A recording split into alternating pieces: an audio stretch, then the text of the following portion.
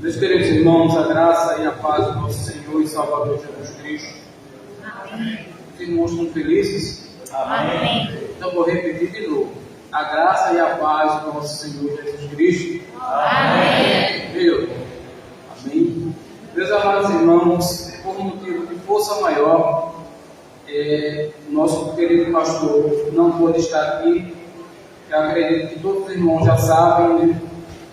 Pois foi colocado nos grupos da igreja as tempestades que o nosso pastor tem enfrentado, as lutas que ele está enfrentando. E esta noite houve uma mudança. Eu iria dirigir o culto e teria prazer de ouvir o meu pastor pregar, mas por força maior o plano foi revertido e eu entrei no estreito. Hoje estou encarregado de trazer a reflexão dessa noite, mas os irmãos continuem orando por mim. Eu tenho certeza que o que eu falar da parte de Deus, isso será fácil. Falar da minha parte será mais difícil. Amém? Então, meus irmãos, estamos, por ocasião, passando um momento muito extraordinário, um evento muito extraordinário que é o Natal. Festa alegre, uma festa que inspira tantas pessoas, né? Tantos lares bonitos, enfeitados, famílias reunidas. Mas fica uma pergunta para nós: será que de fato todo mundo que comemora o Natal de fato reconhece a importância do Natal ou sabe o que é o Natal? Então, meus irmãos, vemos com base nas Escrituras Sagradas o que é o Natal, né? E vou também, antes de ler os textos bíblicos aqui, convido aos irmãos, vai ser projetado, eu acredito, para nós lermos alguns textos, mas antes eu vou começar com uma pergunta: todas as noites são iguais? Não. Não, né? A resposta que estou falando, a resposta que eu ouvi é que todas as noites são iguais? Não. Né? Então vamos ler alguns textos bíblicos aqui. Vamos começar pela leitura oficial que já foi lida essa noite, junto com a diaconisa Edith, trazida pela diaconisa Edith. Isaías capítulo 9 e o verso 6 diz o seguinte: porque um menino nos nasceu, um filho se nos deu, e o principado está sobre os seus ombros, e será chamado o seu nome, Maravilhoso, Conselheiro, Deus Forte, Pai da Eternidade, Príncipe da... Leremos agora, meus irmãos, em Mateus capítulo 1, verso 21 ao 25. Mateus capítulo 21, capítulo 1, do 21, verso 21 ao verso 25. Está ok aí, Gabriel? E dará à luz um filho, e chamarás o seu nome Jesus, pois ele salvará o seu povo dos seus pecados. E isto tudo aconteceu para que se cumprisse o que foi dito da parte do Senhor pelo profeta, dizendo: eis que a virgem conceberá e dará à luz um filho, e chamarão o seu nome Emanuel, que traduzido, Deus conosco. Vamos mais uma vez. Eis que a virgem conceberá e dará à luz a um filho, e chamarão o seu nome Emanuel, que traduzido, Deus conosco. e ao texto do verso 25 diz: e não conheceu até que deu à luz ao seu filho primogênito, e pôs por nome Jesus. Agora mais uma leitura, Gabriel, para a gente na introdução à mensagem. Lucas capítulo 2, do verso 8 ao 14. Os irmãos atentam à mensagem também, continuamos a ler. Ora, havia naquela mesma comarca os pastores que estavam no campo e guardavam durante as vigílias da noite o seu rebanho. E eis que o anjo do Senhor veio sobre eles, e a glória do Senhor os cercou, e o resplendor, e tiveram grande temor. E o anjo lhe disse: não temais, porque eis que vos trago novas de grande que será para todo, pois na cidade de Davi vos nasceu hoje quem? O Salvador, que é Cristo o Senhor. E isto vos será por sinal: achareis um menino envolto em e deitado. E no mesmo instante, o verso 13 diz: e no mesmo instante apareceu como anjo uma multidão dos exércitos, fazendo o quê? E dizendo o quê? Glória a Deus nas alturas, paz na terra, boa vontade para todos os homens. Amém. Então, como eu fiz a pergunta aos irmãos, todas as noites são iguais? Para muitas pessoas, as noites parecem iguais, porque estão numa fila de hospital, numa cama de hospital, num problema que não vê solução. Mas, abrindo um parênteses, houve uma noite diferente de todas as noites que já ocorreram. E depois daquela noite, nunca outra noite foi igual a esta. Amém? Então, quando vemos aqui, meus irmãos, a extraordinária notícia do nascimento do Salvador. Quando nós lemos em Lucas 2,8, a Bíblia diz: ora, havia naquela mesma região pastores que viviam no campo e guardavam seu rebanho durante as vigílias da noite. Você vê que o texto, a partir de agora, vai destacar a palavra noite.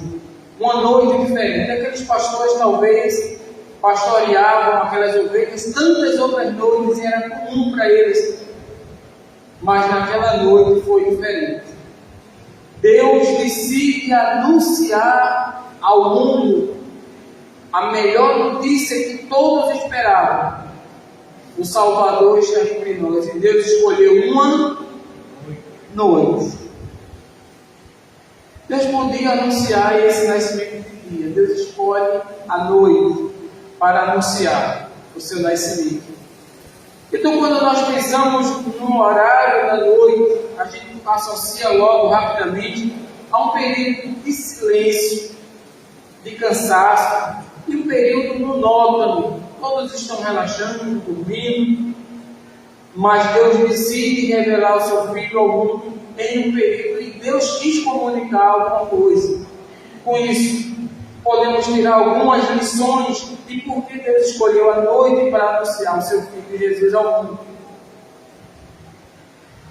Outro aspecto que podemos destacar da noite é Deus escolhe um período comum para revelar algo eterno e passar uma ideia eterna para a humanidade.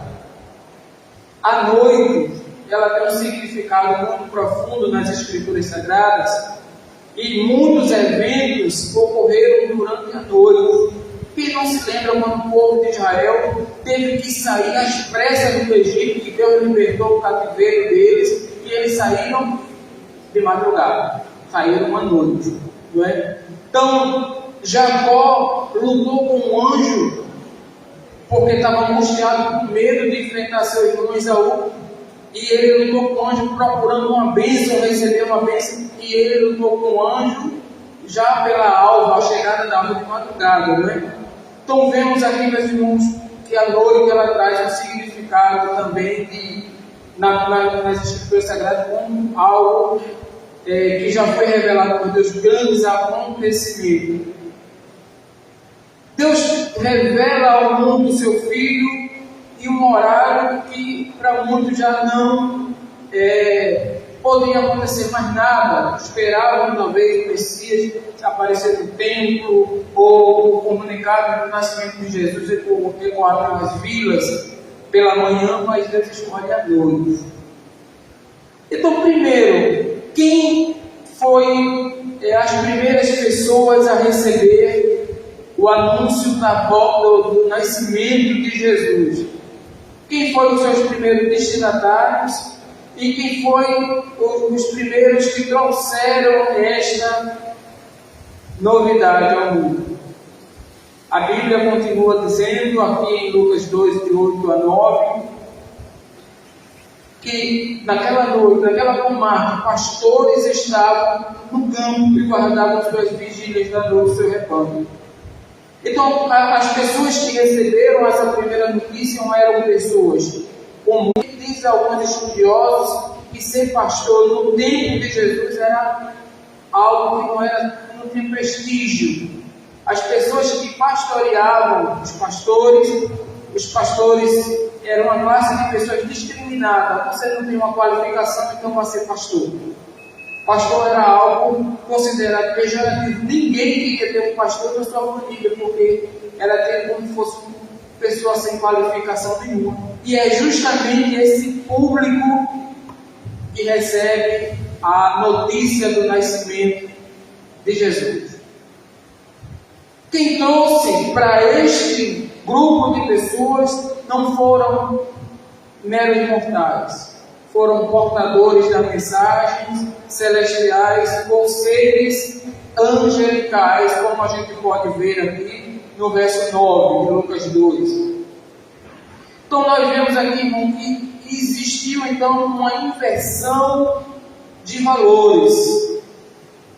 Deus não foi nos palácios, nos poderosos, nos reis, príncipes, embaixadores, anunciar o nascimento do seu filho. Deus também não foi para o templo, para as sinagogas, anunciar o nascimento do seu filho, que há muito o povo aguardava ansiosamente. Aí Deus escolhe pessoas simples e humildes para revelar essa tão grande notícia. Então nós vemos aqui, meus irmãos, que quando o anjo entrega essa mensagem aos pastores, e a Bíblia diz que aconteceram alguns fenômenos ao redor dos pastores, a glória de Deus se fez presente. Os pastores tiveram um grande pavor, mas outra verdade que nós podemos tirar desse evento, que o anúncio da vinda de Jesus ao mundo como Redentor e Salvador. O anjo traz essa seguinte mensagem: não temais. Então podemos tirar daqui que o início do Evangelho é tirar o medo e substituir pela alegria ou pela confiança. O nascimento de Jesus, ele agora não atingiu apenas uma elite. Ele começou do povão, dos discriminados, das pessoas que talvez fossem rejeitadas. Ele começou dali. E para as pessoas que se achavam talvez as menores daquele grande grupo, daquelas elites, o Evangelho começa anunciado pelos anjos: não temais. Para vocês eu vou trazer boa notícia. Mas também essa notícia será para o mundo inteiro. Todas as classes agora podem se acharem inclusas nessa tão grande promessa. Então, o que os anjos trouxeram para esses pastores nesta noite, tão diferente das outras? Vemos em Lucas capítulo 2, e o verso 11, os anjos trouxeram o seguinte conteúdo: é que hoje vos nasceu na cidade de Davi o Salvador, que é Cristo o Senhor. Então você vê que no conteúdo da mensagem angelical, ele destaca pelo menos 3 títulos que Jesus chega ao mundo trazendo, não é? A Bíblia vai dizer, meus irmãos, que quando o anjo professa este versículo 11, aqui no capítulo 2, o versículo 11, o versículo ele começa assim, é uma minúcia tão pequena que às vezes a gente não nota. É que hoje, os anjos dizem que hoje nasceu. Não. Os anjos fazem que hoje vos nasceu. Então, o que diferencia uma frase da outra? é que uma é simplesmente um registro de uma ocorrência, nasceu. Mas quando os anjos botam ali, vos nasceu, o anjo está dizendo, ele nasceu para você. Ele nasceu para mim. Jesus nasceu para nós. Jesus nasceu para o mundo, um presente para todos. E o primeiro título que nós vimos aqui, que os anjos dizem, Jesus é o Salvador. Quando nós olhamos para Isaías 9:6, ali foi anunciado que viria. Deus estaria no meio do seu povo e que Ele tiraria do povo a escuridão, a tristeza, a angústia, o medo. Isaías profetiza tão perfeitamente que ele via tão nitidamente esse cumprimento que ele diz: o filho ou o menino nos nasceu. Você veja que ele já joga para o passado como se tivesse acontecido. Ele não joga para o futuro. E o seu nome será Deus Forte, Pai da Eternidade, maravilhoso conselho, título que era somente atribuído a Deus, o Pai. Agora Jesus vem com o primeiro dos títulos, Salvador. E o que é Salvador? É aquele que liberta. Liberta de quê? Do cativeiro. É aquele que transporta a humanidade do reino das trevas para o reino da luz, ou para o reino do amor. Então Jesus ele veio libertar cativos que estavam presos sob o jugo do diabo. Pessoas que não estavam simplesmente submetidas a um governo terreno ou político. Ele veio tirar as algemas eternas, uma condenação que pesava sobre nós. E o anjo começa dizendo: olha, ele é Salvador, mas ele também é Cristo, ou o enviado, ou aquele que está com a missão de cumprir uma função dada pelo seu Pai. Ele é o Messias, ele é o prometido. Mas também o anjo diz que ele é o Senhor, ele é Deus, ele é o Deus encarnado no meio da humanidade. Quando olhamos, meus irmãos, este versículo, temos certeza que aquela manjedoura não acolheu apenas um menino como todos antes de Jesus. A manjedoura ali, ela acolheu Deus, que entrou no tempo humano e no nosso tempo. E o milagre aconteceu, que o anjo disse: vocês vão ter um sinal. O menino estará numa manjedoura. O menino estará ali deitado, onde os animais se alimentam. Então, por que isso seria um sinal? Porque isso não simplesmente foi um fato comum. E o anjo disse: olha, você vai presenciar esse sinal. E o que é sinal? O sinal é uma coisa extraordinária, somente feita por Deus. E quando a gente volta os nossos olhos para a manjedoura não é lugar de Deus. Manjedoura não é lugar de rei. E o grande prodígio e maravilha era essa: Deus estava no berço do Pai. Deus não nasceu num palácio. O Filho de Deus não nasceu no meio de uma realeza, no meio do ouro. Ele nasceu no berço, o primeiro milagre. Deus mostrando ao mundo que a maior riqueza não consistia nesse ouro que nós temos como valioso. Deus se fez presente no nosso meio, começando de forma humilde. Natal também é humildade. Deus, dono do ouro e da prata, insere seu filho ao mundo numa manjedoura, um sinal extraordinário.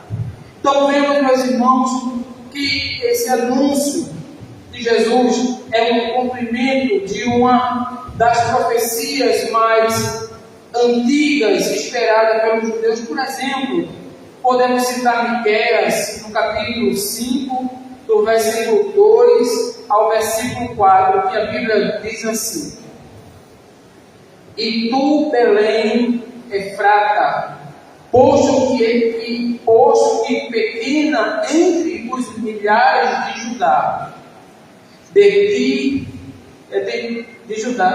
me sairá o que governará Israel, e cujas saídas são desde os tempos antigos, desde os dias da eternidade. Portanto, os entregará ao tempo em que está de parto tiver dado à luz. O restante dos seus irmãos voltará aos filhos de Israel. O versículo 4 diz que ele permanecerá e apacentará ao povo na força do Senhor, na excelência do nome do Senhor, seu Deus. E eles permanecerão, porque agora será engrandecido até os fins da terra. Então, meus irmãos, eu botei uma tradução aqui, eu quis simplificar aqui para os irmãos, acredito que muitos sabem, mas a cidade Efrata é o nome bíblico que se refere a Belém, a cidade natal que nasceu o rei Davi. E também Jesus, né? O nome de Efrata foi o nome da mulher, ou esposa de Caleb, mãe de Ur. E Efrateus significa os habitantes de Belém, ou da tribo de Efraim. A menção mais famosa é do profeta Miqueias, essa que nós já temos lido. Então, meus irmãos, por que o profeta Miqueias profetiza isso? Porque Belém era uma vila em que estava prometido, nasceu o rei Davi, e também foi prometido que Jesus nasceria lá. Era uma cidade pequena, era uma cidade sem muito destaque, mas o profeta Miqueias disse que dessa cidade esquecida, dessa cidade pequena, nasceria um que estaria eternamente no nosso meio, porque a origem daquela pessoa que nasceria ali vem desde a eternidade, ou seja, antes que o mundo fosse formado, essa pessoa nasceria ali, e dali seria revelado às nações. Outra lição que nós tiramos aqui é que Deus não pegou Jesus e fez Jesus nascer em Jerusalém, capital, onde era cercada por muitas classes poderosas. Jesus pega Jesus num vilarejo e traz ele ali para cumprir essa profecia. Então, o que podemos aprender, meus irmãos, com isso é que nessa noite diferente, Deus, de uma forma singela, mostra que nós, como seus filhos, temos de ter também em nossas mentes a singeleza do coração, ter a humildade, ter a compaixão. Por que Deus não permitiu que Jesus nascesse dentro do palácio? Porque Deus queria falar para nós, mostrando Jesus ao mundo desta maneira. Para ficar mais simples para os irmãos entenderem, tem um papai aqui recente, Davi, teve agora sua filha, e com certeza ele preparou o melhor enxoval, ele pensou na maternidade e recebeu sua filha ao mundo digna de uma criança que tem os pais amorosos. Agora imagina Deus, se nós planejamos o melhor para o nascimento dos nossos filhos, porque Deus botou o filho que é o mais importante entre todos no berço de palha. Foi cantado aqui no berço de palha. Será que Deus queria ensinar alguma coisa para nós? O que de fato é o Natal, o cerne do Natal. O cerne do Natal não está em coisas grandiosas. O cerne do Natal não está nos presentes caros. O cerne do Natal não está em coisas extraordinárias, mas começa numa manjedoura, num berço de palha. A maior de todas as noites e a maior de todas as polícias começa com o público rejeitado, pastores. O que Deus quer ensinar para nós essa noite? Por isso que eu comecei, será que de fato as pessoas conseguem entender o que é o Natal? Muitas pessoas, quando não faz uma ceia, fica triste, não compra uma roupa nova, fica triste, não conseguiu os objetivos que ele traçou, fica triste. Mas se ele olhar a entrada de Jesus no mundo, o que Deus mostrou introduzindo o seu filho unigênito, um rei, um príncipe, aquele que tem sobre os ombros todos os títulos que o Pai traz, ele também traz, e veio de uma forma humilde, numa manjedoura, num lugar de animais. Isso revela a humanidade, a humildade também da encarnação de Cristo. Deus se revela na simplicidade. Deus se revela ou entra na história de uma forma simples, em uma noite, a pastores. Aqui está, meus irmãos, então podemos ver o cerne, o centro de tudo que é apresentado nas Escrituras. Deus se fez carne. A maior das profecias do Velho Testamento se cumpre. E contrariando a expectativa, ele não nasceu dentro de palácios, ele não nasceu dentro de um templo. Deus introduz o seu filho numa manjedoura, numa vila esquecida, numa vila pequena. Também podemos destacar o texto que lemos, meus irmãos, baseado em Lucas capítulo 2, versículo 13 ao 14. Um cântico que veio do céu. E também a explicação do que seria a verdadeira paz. A multidão celestial proclama: glórias a Deus nas alturas. E onde será essas alturas que o anjo fala?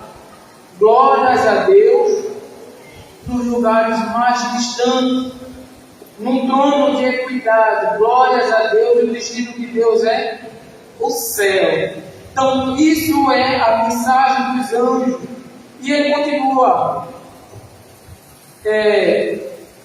glórias a Deus nas alturas. A paz anunciada não é uma paz política, não é ausência de conflito, é agora uma reconciliação. A paz que os anjos falam aqui é aquela paz que tira o homem que estava destinado ao inferno e agora ele reconcilia esse homem com Deus. Aquele homem que jazia na escuridão, aquele homem que jazia sem perspectiva do futuro, o nascimento de Jesus, ele agora traz a paz. Em Isaías diz que ele seria o príncipe da paz. E essa paz, meus irmãos, antes de tudo, é a quebra da inimizade entre Deus e a humanidade. Vejamos, por exemplo, meus irmãos, um livro que nós podemos ler aqui, de 2 Coríntios 15, 2 Coríntios 5, 18 e 19. E tudo isto provém de Deus, que nos reconciliou consigo mesmo por Jesus Cristo e nos deu o ministério da reconciliação. Isto é, Deus estava em Cristo reconciliando o mundo, não lhe imputando os seus pecados, e pôs em nós a palavra da reconciliação. Quando então pensarmos a partir deste momento no Natal, pensamos também em paz, uma reconciliação, uma paz que dá aos homens, muitas vezes até o direito de pensar depois do túmulo, ter uma paz eterna com Deus, sem o sentimento de mais ter de ser condenado. Se nós analisarmos Romanos capítulo 5 e o verso 1, o apóstolo diz o seguinte: tendo sido, pois, justificados pela fé, temos paz com Deus, por quem? Por nosso Senhor Jesus Cristo. Então, quando pensamos quando olhamos para o Natal e pensamos no que o Natal representa para nós, uma das coisas que temos de ter em mente é que Jesus Cristo, ele trouxe a reconciliação do homem caído. Agora também, meus irmãos, essa noite, ela é diferente de todas as noites, por alguns motivos. é uma noite que ela exige de nós uma resposta. Os pastores, eles não discutiram entre eles o que ele ia fazer, eles deram uma resposta positiva. Eles foram até Belém. Chegando em Belém, eles testemunharam o que Deus fez naquela noite, do como Deus havia trazido uma mensagem extraordinária para ele. Quando ele vê um menino envolto em pano, eles voltam glorificando a Deus. E podemos então, meus irmãos, ter em nossa mente a certeza de que quem tem um encontro com Jesus, ele tem uma posição a tomar. Ele nunca mais será igual. Um homem que tem um encontro com Jesus, ele não volta da mesma maneira. E os pastores voltando, glorificando a Deus. O que podemos tirar disso é que aquela noite, ela foi uma noite extraordinária, porque ela marcou histórias, ela marcou vidas daqueles pastores.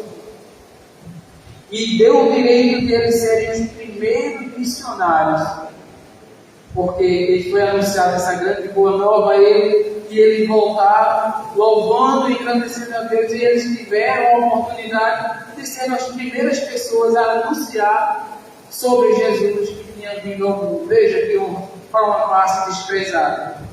Então, meus irmãos, não me delongarei mais, mas o que eu posso trazer para nós nessa noite? Uma noite diferente de todas as noites. Primeiro, o nascimento, o anúncio e o nascimento de Jesus, ele traz para nós alguns significados particulares.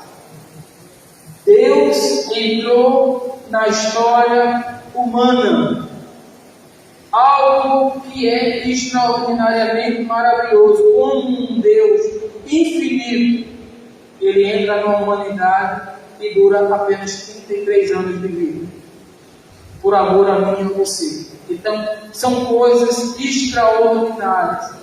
Um Deus que não pode ser atingido por aflição agora decidiu voluntariamente entrar na história humana para tomar a minha e a sua dor.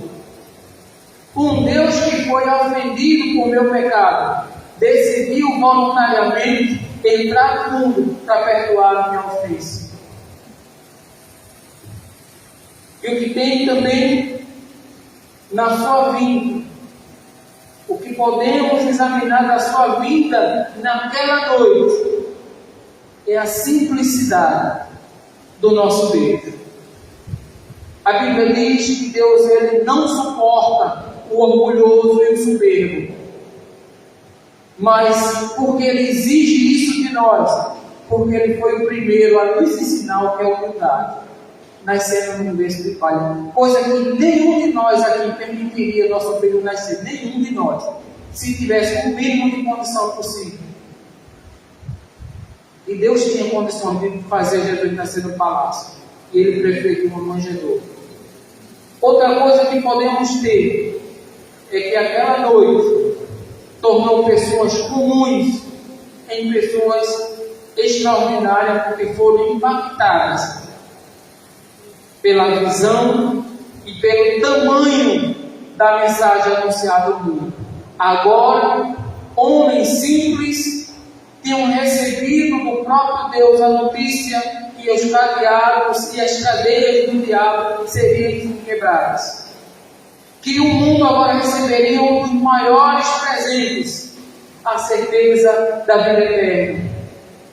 E que a humanidade poderia descansar na certeza que seus pecados seriam perdoados. O Natal não é apenas uma noite comum. O nascimento não foi apenas uma noite parecida com tantas outras. É uma noite de convite. É uma noite em que nós podemos analisar o nosso coração e ver se nós estamos, de fato, celebrando o Natal como deve ser celebrado. Também temos de ter na nossa vida, meus irmãos, a certeza que as revelações de Deus não atinge somente pessoas importantes. Que o amor de Deus também foi destinado a mim, mero pecador, frágil, mortal, socialmente pobre, mas essa notícia, essa boa nova chegou para nós. Chegou para todos que estão aqui. Jesus nasceu para mim. Deus pensou em mim. Deus pensou em você.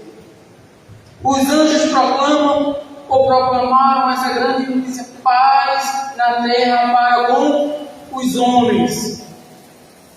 Ele tirará o pecado do mundo inteiro. Agora, pessoas brancas, pretas, ricas, pobres, são alvo deste amor de Deus. Que possamos, meus irmãos, ser gratos e agradecidos ao nosso Deus por esse tão extraordinário presente. Amém? Se essa mensagem, meus irmãos, tocou no teu coração, reflete com calma em casa. Reveja os valores que você tem dispensado a cada um dos seus irmãos. Como eu tenho valorizado aquela noite em que Deus pensou em mim, em que Deus me alcançou através do nascimento do seu filho. E mais uma coisa que eu peço aos irmãos antes de encerrar essa mensagem. Estamos em uma noite feliz, onde celebramos o amor, onde celebramos a união. Quando a diaconisa Edith, ela termina este culto, nosso irmão Davi ali fazer o prelúdio, abraça seu irmão, fale com seu irmão. Quem não quiser abraçar o seu irmão, pegue a mão do seu irmão. Abençoe seu irmão, para que possamos sair daqui mais reconfortados. Amém? Deus abençoe a todos e eu agradeço a igreja em nome do Senhor Jesus.